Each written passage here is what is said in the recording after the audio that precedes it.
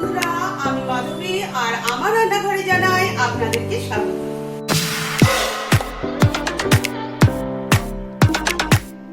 আজকের আমি যে রেসিপিটা করছি সেটা হলো কাস্টার্ড।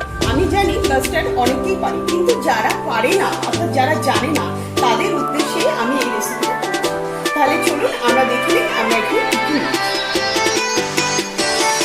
প্রথমে আমি এখানে কতগুলো ফ্রুটস নিয়ে নিয়েছি। বেদানা নিয়েছি, এখানে নিয়েছি কাজু কিশমিশ, এখানে অ্যাপেল নিয়েছি, এছাড়া এখানে নিয়েছি কলা নিয়েছি, আর এখানে নিয়েছি আঙুর। আর এখানে আমার কাস্টার্ড মিল্ক, এখানে কাস্টার্ড পাউডারটা আমি নিজে তৈরি এবং কনডেন্স মিল্কটা আমার নিজে। যে দুটো লিঙ্কই আমি আমার ডেসক্রিপশন বক্সে দেবো। তাহলে চলুন আমরা প্রথমে আমি এখানে 3 কাপের মতো মিল্ক নিয়েছি। এবারে এর মধ্যে আমার নিজস্ব তৈরি করা কাস্টার্ড পাউডার, আমার নিজের তৈরি করা কাস্টার্ড পাউডারটা আমি এখানে 2 চামচের মতো দিয়ে দিই।